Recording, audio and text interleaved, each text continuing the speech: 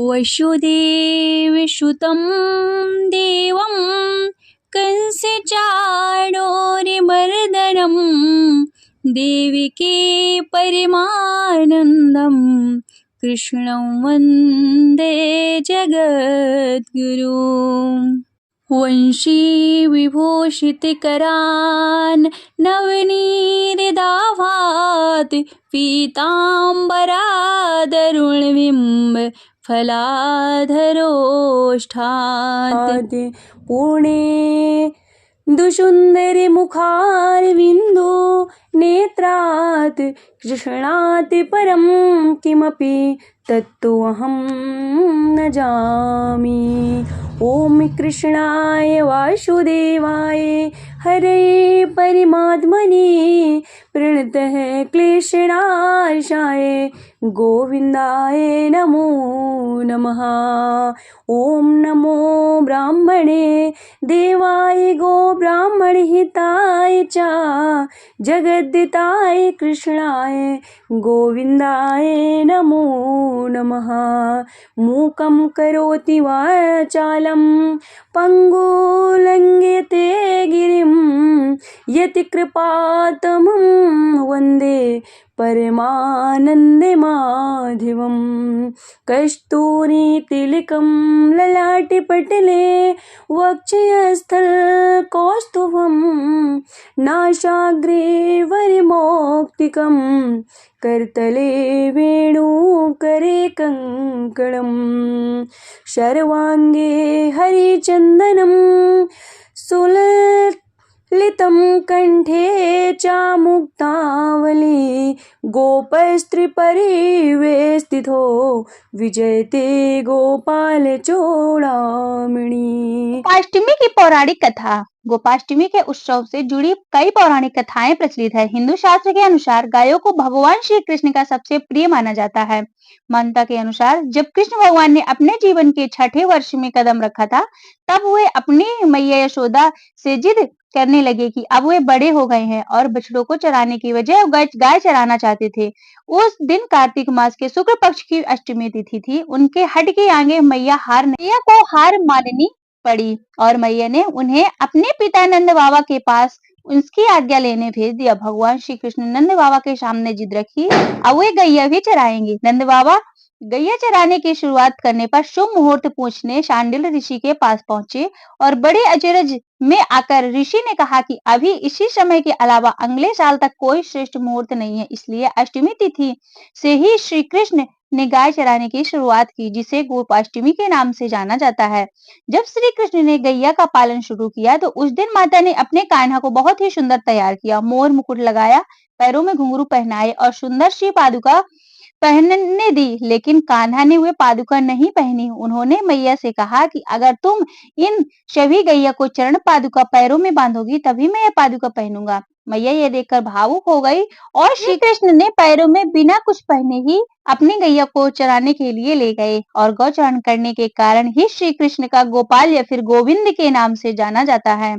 एक अन्य पौराणिक कथा के अनुसार ऐसा माना जाता है कि भगवान इंद्र अपने अहंकार के कारण वृंदावन के सभी लोगों को अपनी शक्ति का प्रदर्शन कराना चाहते थे, इसलिए उन्होंने ब्रज के पूरे क्षेत्र में बाढ़ लाने का फैसला किया ताकि लोग उनके सामने झुक जाएं और इसलिए वह 7 दिन तक बारिश हुई। भगवान श्री कृष्ण को एहसास हुआ कि क्षेत्र के लोग खतरे में हैं, अतः उन्हें बचाने के लिए उन्होंने सभी प्राणियों को आश्रय देने के लिए गोवर्धन पर्वत पर अपनी उंगली पर उठा लिया और 8वें दिन भगवान श्री कृष्ण ने इंद्र को उसकी गलती का एहसास करवाया और बारिश बंद हो गई। उन्होंने भगवान श्री कृष्ण से क्षमा मांगी। भगवान इंद्र और भगवान श्री कृष्ण पर सुरभि गाय के दूध की वर्षा की और भगवान श्री कृष्ण को गोविंद घोषित किया, जिसका मतलब यह है कि गायों का भगवान।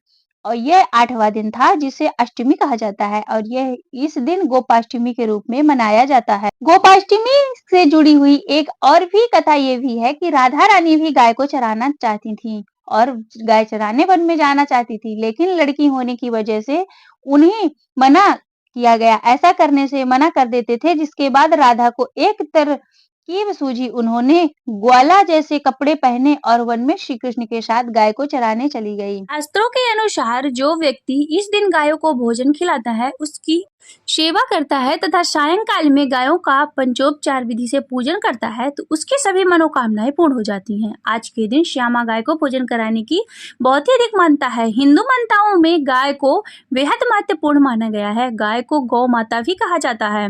गाय को माँ का दर्जा दिया गया है। जिस प्रकार से एक माँ अपने संतान को हर सुख देना चाहती है, उसी प्रकार गौ माता की सेवा करने वाले जातकों को अपने कोमल हृदय में स्थान देती है और उसकी हर मनोकामनाओं को पूर्ण करती हैं। ऐसा मान्यता है कि गोपाष्टमी के दिन गौ की सेवा करने वाले व्यक्ति के जीवन में कभी कोई संकट नहीं आता। गाय माता का दूध, घी, दही, छाछ और यहाँ तक कि उसका मूत्र भी स्वास्थ्य वर्धक कहा गया है। पौराणिक कथाओं में व्याख्या है कि जिस तरह से भगवान श्री कृष्ण ने अपनी बाल लीलाओं में गौ माता की सेवा की है, अतः वह त्योहार हमें याद दिलाता है कि हम गौ माता के ऋणी हैं और हमें उनका सम्मान और सेवा करनी चाहिए। गौ माता की आरती। आरती श्री गैया मैया की, आरती हरन विश्वधैया की, अर्धिका में सद्धर्म प्रदायिनी, अविचल अमल मुक्ति पद पायिनी, शूर मानव सौभाग्य विधायनी, प्यारी पूज्य नंद छैया की, आरती श्री गैया मैया की, आरती हरन विश्वधैया की, अखिल विश्व प्रतिपालिनी माता, मधुर अमित दुग्धाति प्रदाता, रोग शोक संकट परित्राता, भव सागर हित दृढ़ नैया की, आरती श्री गैया मैया की, आरती हरन विष्णु धैया की, आयु ओज आरोग्य विकास, दुख दर्द दारिद्र्य विनाशिनी, सुषमा शौख समृद्धि प्रकाशिनी, विमल विवेक बुद्धि दैया की, आरती श्री गैया मैया की, आरती हरन विश्वधैया की, सेवक जो चाहे दुखदाई, सम पर सुधा पियावती माए, शत्रु मित्र सब को दुखदाई, स्नेह स्वभाव विष जैया की, आरती श्री गैया मैया की, आरती हर्ष विश्वधैया की, आरती श्री गैया मैया की, आरती हरन विश्वधैया की। बोलिए गौ माता की जय।